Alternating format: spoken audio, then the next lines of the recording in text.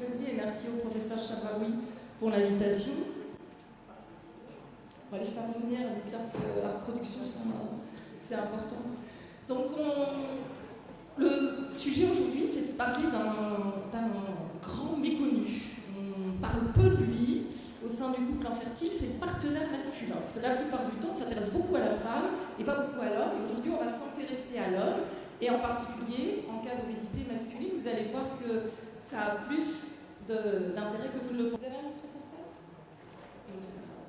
Alors, ce qu'on sait, c'est que le mode de vie, et vous voyez qu'il y a deux côtés à ce mode de vie, peut avoir un impact sur la qualité des gamètes, et au-delà de la qualité des gamètes, peut avoir un impact, merci beaucoup, peut avoir un impact au-delà de la qualité des gamètes sur toutes les étapes de la fécondation, sur le développement embryonnaire, le développement du fœtus, en particulier pendant la différenciation des gonades, et que l'impact de ce mode de vie va se répercuter jusqu'aux 2 premières années de vie. Et l'ensemble de cette période, depuis la fécondation jusqu'à la 2e année de vie, c'est ce qu'on appelle les 1000 jours. Comptez, sortez vos calculettes et vous allez voir, ça fait 1000 jours. Et puis nous, en biologie de la reproduction, comme on est gourmand, on rajoute 1000 jours et plus parce qu'on rajoute le temps nécessaire à la fabrication du spermatozoïde et de l'ovocyte. Alors parmi ces facteurs qui sont nombreux, vous voyez, il y a l'obésité, il y a les dérégulations métaboliques, on n'est pas loin de vos thématiques, et puis aussi, bien sûr, l'alimentation. Alors qu'est-ce qu'on peut faire ? On peut essayer de l'évaluer, vous allez voir qu'on peut essayer d'intervenir, et puis surtout, on va regarder ce qui se passe sur les générations suivantes. Alors pourquoi s'intéresser à l'obésité ? Parce qu'aujourd'hui, 80% des couples qui viennent en consultation présentent une alimentation inadéquate. Et c'est le plus fort facteur de risque en termes de santé périconceptionnelle. Alors c'est tellement intéressant que le Lancet, le Lancet a consacré un numéro spécial en avril 2018 à ce sujet. Et fertilité et stérilité, si vous êtes dans notre discipline, vous savez que c'est une des revues avec le plus gros impact factor, a consacré le numéro de septembre 2018 au sujet de l'impact du mode de vie sur la fertilité et en particulier sur l'alimentation masculine. Alors on joue 2 fois. On joue une première fois parce que la nutrition a un impact lorsque le petit garçon est in utero dans l'utérus de sa maman. Et on sait aujourd'hui qu'on va avoir un impact très fort de l'environnement avec une chute de la méthylation de l'ADN juste au moment où les cellules germinales primordiales quittent la diverticule allantoïdienne et viennent coloniser les testicules. À ce moment, il y a une touche reset, on efface ces marques épigénétiques liées à l'environnement, celle de la méthylation de l'ADN, et puis tout redevient, on récupère un état stable avant la naissance. Et puis, on joue 2 fois, je vous ai dit. La 2e fois, c'est en périconception. À chaque cycle de spermatogénèse, messieurs, vous jouez, puisqu'à chaque cycle de spermatogénèse, ou bien au moment où on a la spermiogénèse et la maturation épididymaire, les nucléoprotéines vont se condenser, vont se modifier, et ça, c'est une modification également de l'épigénétique. Et puis, s'il y a fécondation, eh bien, au stade zygote, au stade de l'œuf fécondé, on va avoir une chute de la méthylation de l'ADN qui remonte au moment de l'implantation, au stade de blastocyte. Vous voyez que c'est chaud, ces deux périodes en ce qui concerne l'alimentation.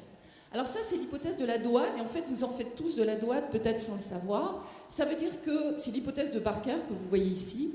Un environnement inadéquat très précoce, ça peut être l'obésité, mais ça peut être aussi une malnutrition, ça peut être une alimentation déséquilibrée, un stress, la cocaïne, n'importe quel élément de l'environnement qui est inadéquat, va avoir un impact sur l'embryon en développement et sur le fœtus, et ça, c'est l'acte 1. Cet acte 1, il va se manifester par un thrifty phénotype chez le fœtus, il va faire comme vous et moi. C'est-à-dire, lorsque l'environnement est difficile, hostile, il se met en mode économie pour survivre. Et cette survie, l'embryon, le fœtus, le doit à sa programmation qui va se manifester par une réponse. Il va répondre, et cette réponse adaptative prédictive va se manifester par une modification de la structure et ou de la fonction de différents types de cellules, en particulier le pancréas, mais bien d'autres. Alors vous allez me dire, est-ce que c'est définitif ? Eh bien non, parce qu'on a l'acte 2. Et si on a l'acte 2, ça veut dire que cet acte 1 qui s'est programmé très tôt au cours de notre histoire va pouvoir ou pas, et c'est le ou pas qui est important, se manifester. Et regardez avec quoi il va se manifester. Eh bien, il se manifeste avec toutes ces non-communicable diseases. Hier, dans l'avion, il y avait un article du Figaro qui montrait le développement, le fléau que constituent ces pathologies pour tous les pays du monde. Aucun pays n'était épargné. Cancer, obésité, hypertension, diabète de type 2, maladies cardiovasculaires et aussi fertilité. Et nous, on joue particulièrement pourquoi ? Parce qu'on est à la fois la cible, la victime de cette DOAD, parce que les spermatozoïdes, les ovocytes, comme toutes les autres cellules, vont la subir, mais contrairement aux cellules pancréatiques, par exemple, nous, on va la transmettre aux générations suivantes, parce que pour l'instant, on n'a pas encore vu de fécondation avec des cellules bêta, des cellules du muscle, mais ça viendra peut-être un peu. Donc nous, on a un double rôle, on est à la fois cible, mais on est également vecteur. Alors, premier exemple, qu'est-ce qui se passe donc, lorsque ce bébé, ce garçon, ce fœtus, est exposé in utero? Ça, ce sont les travaux qu'on a fait avec l'INRA de Julien-Josas, l'équipe de Pascal Chavette-Palmer. On a pris des lapines avant la puberté et on leur a donné une alimentation très riche en graisse. Alors, plus tard, elles ont réussi à développer une grossesse. Premier élément, retard de croissance intra-utérin, mais ça, on le savait déjà. Ce qu'on ne savait pas et qu'on a publié, c'est que ce régime hypergrave débuté avant la puberté, rappelez-vous, la puberté aussi est une période importante, va avoir un effet non seulement sur le retard de croissance intra-utérin, mais aussi sur le poids des testicules, le poids des épididymes qui sont significativement diminués, et également la testostéronémie du petit qui est divisée par 10. Alors bien sûr, chez l'homme, c'est pas comme le lapin, donc on a moins d'indicateurs, mais on a un très bon proxy quand même, c'est le retard de croissance intra-utérin. Donc on a fait toute une revue de la littérature, et ce que vous voyez en rouge, c'est pour le mâle. Eh bien, lorsqu'on a un retard de croissance intra-utérin, on a plus de risques d'avoir des anomalies de migration des testicules, et puis on a publié le fait qu'il y avait une relation entre un petit poids de naissance et une diminution du nombre de spermatozoïdes chez nos patients, ainsi qu'une augmentation de leur fragmentation d'ADN spermatique. Et d'autre part, les hommes qui ont recours à une ICSI ont 2 fois plus de risques d'avoir un petit poids de naissance. Alors ça, c'était le fœtus masculin exposé in utero dans l'utérus de sa maman. Ça, c'est le père qui est exposé directement. Et on doit à Adélaïde Soubry cet acronyme de POAD, pour paternelle, origine, de la santé et des maladies de l'adulte. Donc cette fois, ça passe par le père, directement, sans passer par la maman. Et c'est beaucoup plus récent, 2010, les publications de NG, Caron, qui montrent qu'en modifiant le régime du papa, eh bien, on va avoir un impact. Par exemple, si le régime est trop riche en lipides, trop riche en graisse, on va avoir des filles uniquement qui développeront un diabète. Si le régime est pauvre en protéines, on aura un impact sur le métabolisme du cholestérol, et notamment le métabolisme des hormones. Mais c'est surtout l'équipe de Palmer et Fulston, alors là c'est génial, il faut suivre leurs publications, qui nous montre qu'un régime très riche en graisse, chez le père, va avoir un impact chez la fille, chez le garçon, chez les enfants, chez les petits-enfants, et pour la première fois, il associe un impact sur la santé métabolique, diabète, cholestérol, etc., mais aussi sur la santé reproductive. Les deux sont étroitement liés. Mais tout ça, c'était encore dans des modèles animaux. Par contre, on retrouve Soubry qui, pour la première fois, retrouve les mêmes défauts épigénétiques dans le sang du cordon du papa obèse, dans le sang du papa et dans le sang du cordon de son fils. Donc le même défaut de méthylation, c'est une hypométhylation d'IGF2, mais depuis il a publié d'autres gènes soumis à empreinte, chez le papa, dans le sang du papa et au niveau du sang du cordon des descendants. Alors finalement, ce spermatozoïde, regardez, il apporte beaucoup plus de choses qu'on ne le croit, puisqu'il réagit comme vous, comme moi, il réagit à son environnement, il réagit à l'obésité, à l'alimentation, il réagit au stress, à l'activité physique, à la cocaïne, à la cigarette, aux radiations, il réagit à tout, et lui aussi, il va modifier ses marques, ses cartes épigénétiques. Alors il y a 2 niveaux. Premier niveau, eh bien, ça va être des anomalies qualitatives et quantitatives des spermatozoïdes, on va le voir tout de suite. Et le deuxième niveau, ça va être ce qu'il va transmettre comme marque épigénétique à la descendance. Alors ça, c'est génial. On a la chance de travailler avec Valérie Grandjean, qui est à Nice, et elle a regardé spécifiquement les petits ARN, vous savez, les petits 22, les petits ARN qui sont non codants et qui sont spécifiquement exprimés par les spermatozoïdes de souris mâles qui ont été rendues obèses. Eh bien, ces souris mâles rendues obèses vont présenter à peu près 13 micro-ARN et 149 pico-ARN. Mais ce qui est génial, c'est qu'elle a pris certains de ces micro-ARN, et je vous présente le MIR19B. Retenez bien ce MIR19B, un jour il sera célèbre, parce qu'elle a injecté ce MIR19B dans le zygote, c'est-à-dire un œuf fécondé, dont les parents étaient de l'ordre de Brad Pitt et Angelina Jolie, c'est-à-dire que c'était des mamans souris et papas souris absolument irréprochables au niveau de l'alimentation et du poids. Et ce zygote parfait, rien qu'avec l'injection du MIR19B, eh bien, à la fin, le petit a développé, après la naissance, diabète et obésité. La seule injection de MIR19B, c'est une arme, a provoqué le développement d'un phénotype diabète et obésité chez les descendants. Mais ça va au-delà, parce qu'en reprenant ce petit mâle obèse et en le croisant avec une femelle mince, eh bien, ce phénotype a été transmis à la génération suivante. Et nous travaillons donc avec Valérie Grandjean, Laurent Kepler, et on a retrouvé ce MIR19B, pas chez la souris, chez l'humain, dans le plasma séminal de nos patients qui sont suivis en infertilité. Alors je vous ai dit que j'allais vous expliquer ce que l'obésité allait avoir comme impact. Alors premier impact, allongement du délai nécessaire à concevoir. Deuxième impact, 3 fois plus de grossesses non évolutives qui s'arrêtent lorsque l'IMC du papa est augmenté, et 35% de naissances en moins en cas d'obésité masculine. Alors c'est des chiffres importants, c'est la revue de Campbell, et Mushtag, il y a quelques semaines, confirme en effet un impact négatif de l'IMC de l'homme, bien sûr combiné avec l'IMC de la femme, les deux, sur les taux de naissance vivantes en assistance médicale à la procréation. Alors c'est un impact aussi sur le nombre de spermatozoïdes, ça ce sont nos travaux, on avait montré que l'obésité mais aussi la maigreur vont être à risque d'avoir un nombre de spermatozoïdes diminué, et puis aussi tous les autres paramètres spermatiques également, pas seulement le nombre, la mobilité, les formes normales, jusqu'au fonctionnement des mitochondries, vous savez, ces petits poumons de nos cellules qui sont perturbés en cas d'obésité masculine. Le coupable, ça semblerait être du côté de la maturation épididymaire, et en effet, quand on regarde ce qui se passe dans les modèles animaux, eh bien, on va retrouver un fonctionnement épididymaire altéré avec un trouble de la fécondance et une anomalie du développement embryonnaire. Alors on ne peut pas faire ça, bien sûr, chez l'humain. Par contre, Samava retrouve en effet une réaction acrosomique qui est altérée en cas d'obésité masculine. Alors, si on regarde encore une fois du côté des modèles animaux, on va retrouver un stress oxydant testiculaire important. Vous savez, le stress oxydant avec ces deux balances qui sont plus ou moins à l'équilibre.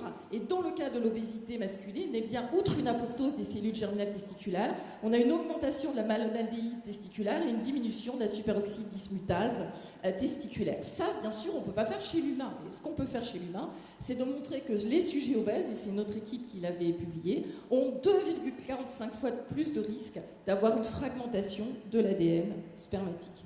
Alors, au-delà de l'IMC, un homme ou une femme ne se réduisent pas à un chiffre.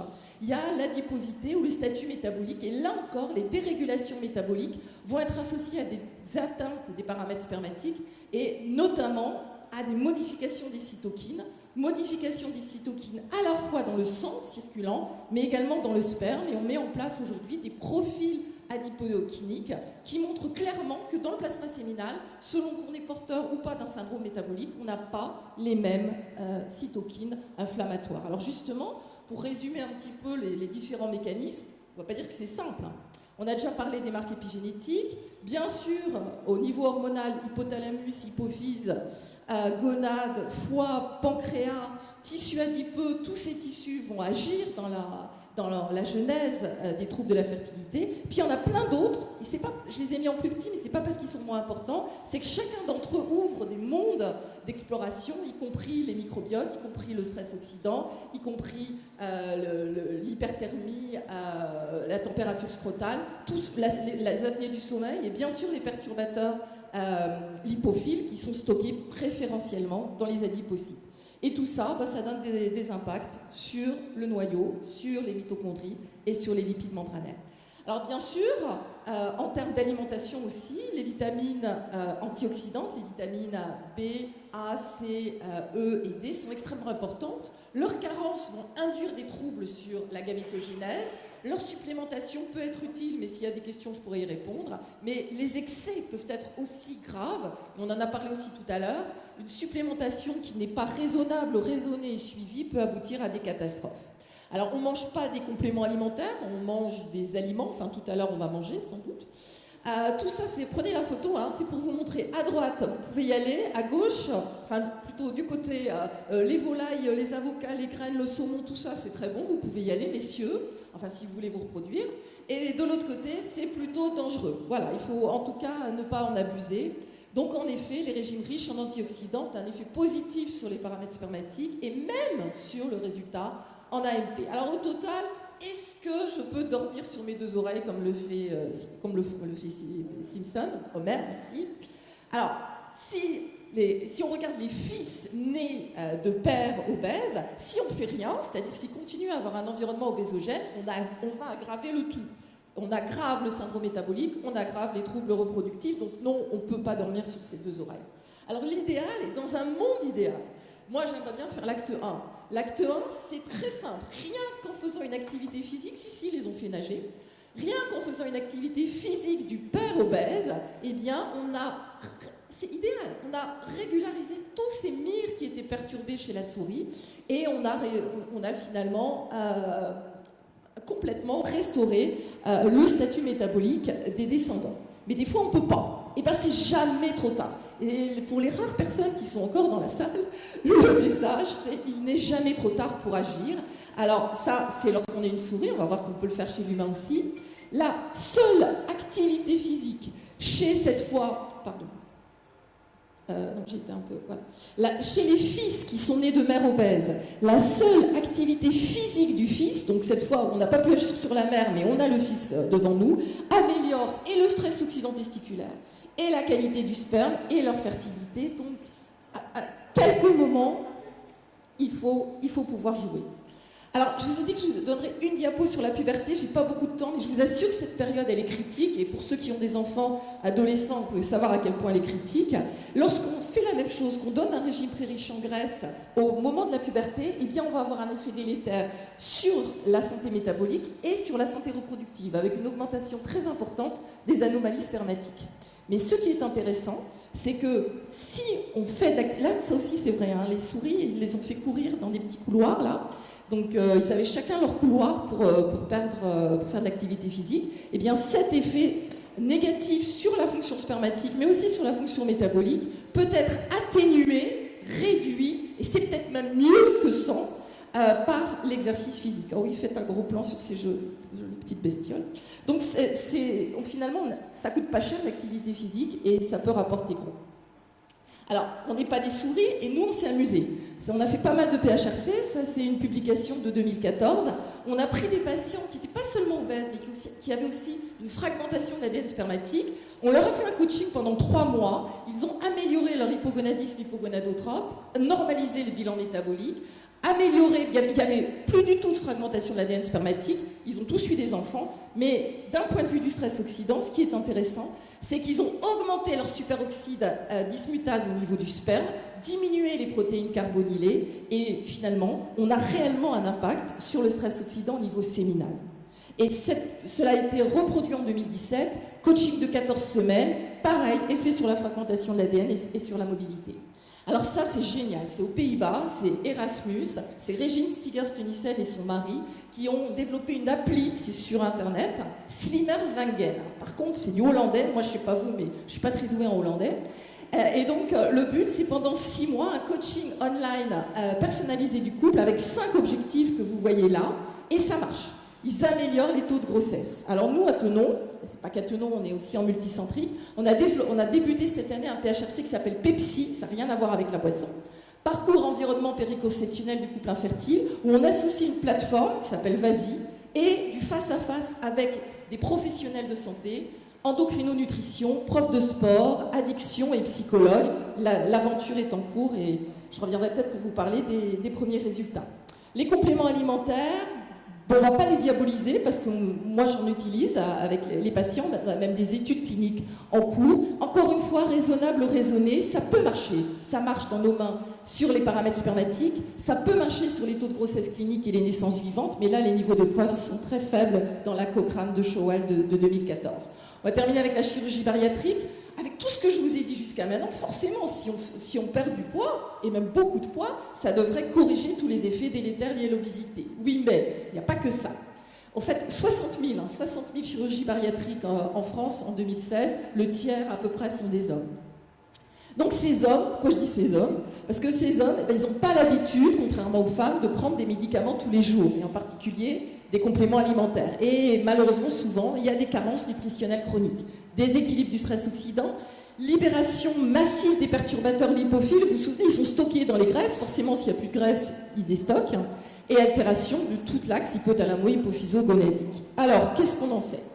Il y a eu deux périodes. 2005-2012, on a fait des case reports, notre équipe aussi, et on était très inquiets. Regardez le smiley, on va pas bien. Hein, parce qu'on voyait que juste après la chirurgie bariatrique, les patients plongeaient, leur nombre total de spermatozoïdes diminuait, et il y en avait ou pas qui parfois remontaient ou pas. Et alors quand vous voyez le premier de Difrega en 2005, lui, sur ces 6 patients, qui ont été opérés de chirurgie bariatrique, ils ont tous, à la biopsie testiculaire, un arrêt complet de la spermatogénèse, alors que les 6 patients avaient eu un enfant conçu spontanément avant chirurgie. Donc il y avait de quoi être inquiet. 2017, 2 publications, Samava et El-Bardisi, qui, eux, sont plutôt cool. Par contre, quand vous lisez les publications, regardez, même vous, de loin, je suis sûre que vous voyez les 2 points, là-haut en rouge, qui tirent le nombre total de spermatozoïdes vers le haut. Et donc, les 2 auteurs ont l'air de dire que la chirurgie bariatrique, c'est cool, c'est bien. Sleeve, gastrectomie ou bypass, à 6 mois ou 12 mois, ça a l'air plutôt bien sur certains paramètres spermatiques. Donc, on a fait une étude, un PHRC qui vient de se terminer, la publication est soumise, et nous, on n'est pas cool.